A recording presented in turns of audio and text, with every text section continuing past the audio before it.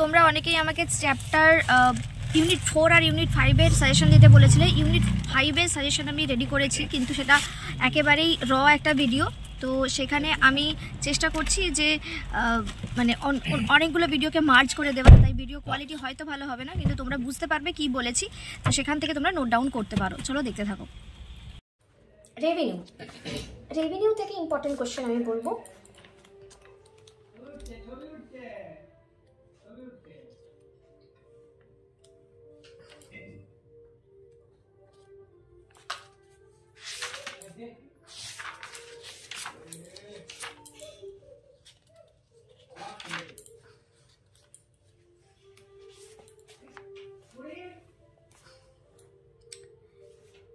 মোট রেভিনিউ কাকে বলে?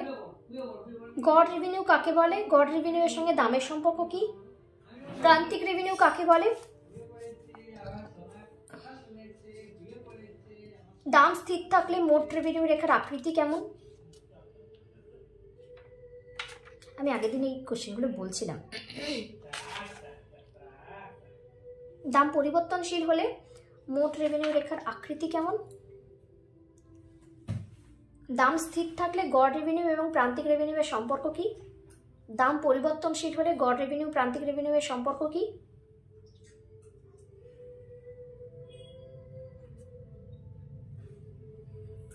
গড় রেভিনিউ, প্রান্তিক রেভিনিউ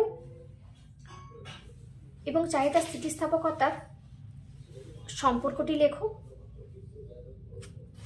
এইগুলো সবকটা 2 নম্বরের প্রশ্নের মধ্যে বললাম। আচ্ছা, আর একটা 2 নম্বরের প্রশ্ন তোমাদেরকে বলবো। এটা ইম্পর্টেন্ট প্রশ্ন অবশ্যই, কারণ তোমাদের এই বছর, মানে এই বছর বলতে আগের বছর থেকেই সিলেবাসের নতুন সংযোজন, তাই অবশ্যই করে যাও। ওপেক ও তেলের দামের সঙ্গে স্থিতিস্থাপকতার সম্পর্ক কি? কিছু কোয়েশ্চেন তোমাদেরকে ছোট করে বলছি, তোমরা উত্তরগুলো করবে। সেটা হচ্ছে যে পেট্রোলিয়াম জাতীয় দ্রব্যের স্থিতিস্থাপকতা কেমন, যোগান চাহিদা স্থিতিস্থাপকতা কেমন এবং যোগান স্থিতিস্থাপকতা কেমন। 2 নম্বরের প্রশ্নতে আসতে পারে পেট্রোলিয়াম জাতীয় দ্রব্যের চাহিদা স্থিতিস্থাপকতা কেমন এবং যোগান স্থিতিস্থাপকতা কেমন। আর এটার জন্য দামটা কিভাবে নির্ধারিত হয় এবং ওরা কিভাবে দাম নির্ধারণ করে সেটা ব্যাখ্যা করো। প্রথম যে 2টো প্রশ্ন বললাম ওটা দুটো একসঙ্গে 2 নম্বরের প্রশ্ন, আর পরে যেটা বললাম এটা 5 নম্বরের প্রশ্ন। এই হলো তোমাদের পুরো ইউনিট 2 এর 2 নম্বরের, ইউনিট 5-এর 2 নম্বরের প্রশ্ন। বড় প্রশ্ন তুমি যদি বলো এখান থেকে, এই প্রশ্নগুলোকে মিলিয়েই বড় প্রশ্ন হতে পারে। একটি সরল রৈখিক চাহিদা রেখার বিন্দুস্থ স্থিতিস্থাপকতা পরিমাপ করো। এই প্রশ্নটা আসতে পারে। চাহিদার স্থিতিস্থাপকতা নির্ধারণকারী বিষয়বস্তুগুলি উল্লেখ করো। চাহিদার স্থিতিস্থাপকতা কি বললাম, চাহিদা স্থিতিস্থাপকতা নির্ধারণকারী বিষয়বস্তুগুলি উল্লেখ করো এবং যোগান স্থিতিস্থাপকতা নির্ধারণকারী বিষয়বস্তুগুলি উল্লেখ করো। আর তোমাদেরকে যেটা বললাম যে আমি যে প্রশ্নগুলো বললাম 2 নম্বরের প্রশ্নগুলো, ওই 2 নম্বরের প্রশ্নগুলো মিলিয়ে মানে 2-3টে একসঙ্গে দিয়ে 5 নম্বর প্রশ্ন আসতে পারে। 10 নম্বরের প্রশ্ন এখান থেকে আসতে পারে, ওই সবকটা মিলিয়ে একসঙ্গে 3টে কোশ্চেন দিয়ে 10 নম্বরের প্রশ্ন আসতে পারে। আর একটা হচ্ছে 5 নম্বরের প্রশ্ন দেখে যাবে দাম, প্রান্তিক আয় মানে প্রান্তিক রেভিনিউ এবং গড় রেভিনিউয়ের সম্পর্ক, দাম স্থিতিস্থাপকতা, দাম, প্রান্তিক রেভিনিউ, গড় রেভিনিউয়ের এবং চাহিদা স্থিতিস্থাপকতার মধ্যে সম্পর্ক ব্যাখ্যা করে। এই প্রশ্নটা লাস্ট একটা প্রশ্ন, খুব ইম্পর্টেন্ট নয়, কিন্তু লাস্ট প্রশ্নটা একবার দেখে যেও, একটু কঠিন আছে। যদি খুব কষ্ট হয় তাহলে ওটা ইগনোর করতে পারো। এই প্রশ্নগুলো হলো তোমাদের লাস্ট চ্যাপ্টার থেকে, ঠিক আছে, মানে 5 নম্বর চ্যাপ্টার থেকে। এবার তোমাদের এই চ্যাপ্টার থেকে ইম্পর্টেন্ট কোশ্চেন,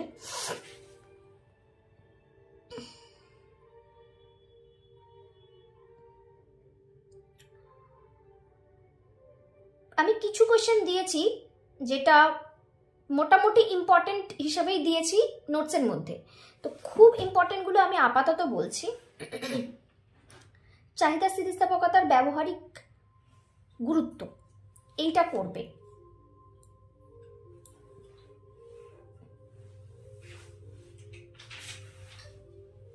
আচ্ছা, তারপর এখানে প্রশ্নটা যদিও আগের বার তোমাদের এই কোশ্চেনটা এসেছে, উল্টো কোশ্চেন এসেছে, মানে এই একই কোশ্চেন, উত্তর একই, কিন্তু কোশ্চেনটাকে ঘুরিয়ে দিয়েছে। সেটা হচ্ছে স্থিতিস্থাপক এবং অস্থিতিস্থাপক, সম্পূর্ণ স্থিতিস্থাপক এবং সম্পূর্ণ অস্থিতিস্থাপক চাহিদা রেখার আকৃতি কিরূপ। প্রশ্নটা এরকমও আসতে পারে, সম্পূর্ণ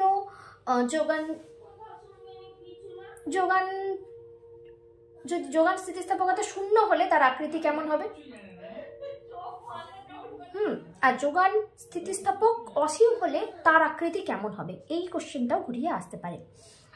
আর এখানে তোমাদের এখানে আবার ভারসাম্য দামের কথা বলা হয়েছে। আমি যেহেতু আগের চ্যাপ্টারে ভারসাম্য দামের কথা বলেছি তাই আর বললাম না।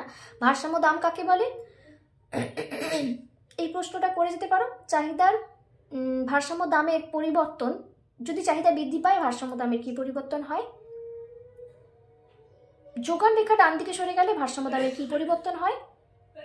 আর একটা লাস্ট কোশ্চেন যেটা করবে সেটা হচ্ছে দামগত স্থিতিস্থাপকতা এবং আয়গত স্থিতিস্থাপকতার মধ্যে পার্থক্য লেখো।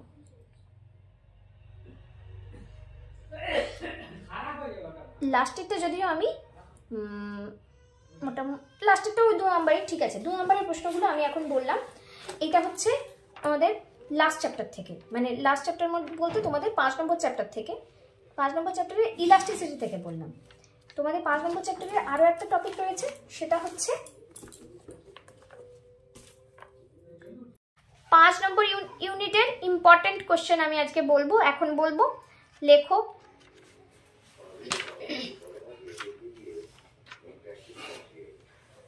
তোমাদের অনেক ক্ষেত্রে হতে পারে এরকম যে চাহিদা কাকে বলে সঙ্গে চাহিদা স্থিতিস্থাপকতা একসঙ্গে দিতে পারে, কিন্তু দুটো চ্যাপ্টার তোমাদের এখন মানে এই সিলেবাসে একই জায়গাতে নেই, অন্য জায়গাতে রয়েছে। চাহিদা স্থিতিস্থাপকতা অন্য জায়গায় চলে গেছে।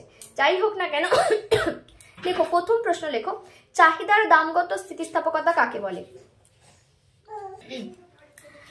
লিখেছো সবাই, চাহিদার দামগত স্থিতিস্থাপকতা কাকে বলে।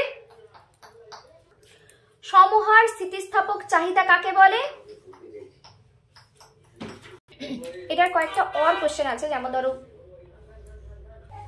সম্পূর্ণ স্থিতিস্থাপক চাহিদা কাকে বলে, সম্পূর্ণ অস্থিতিস্থাপক চাহিদা কাকে বলে।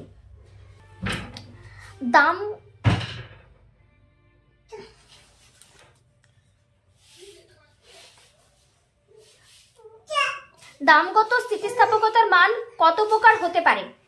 দামগত স্থিতিস্থাপকতার মান কত প্রকার হতে পারে। চাহিদার পারস্পরিক দামগত স্থিতিস্থাপকতার সংজ্ঞা দাও। আয়গত স্থিতিস্থাপকতা কাকে বলে। এটা ইম্পর্টেন্ট কোশ্চেন, আবারও বলছি যেগুলো বেশি স্টার সেগুলো বেশি ইম্পর্টেন্ট।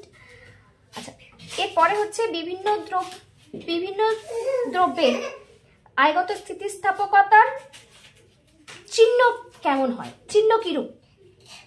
সেখানে স্বাভাবিক দ্রব্য থাকবে, নিকৃষ্ট দ্রব্য থাকবে, বিলাসবহুল দ্রব্য থাকবে, বা মান কত, এটা না বলে আরো অন্যরকম ভাবে বলতে পারি যে আয়গত স্থিতিস্থাপকতা, বিভিন্ন দ্রব্যের ক্ষেত্রে আয়গত স্থিতিস্থাপকতার মান কিরূপ।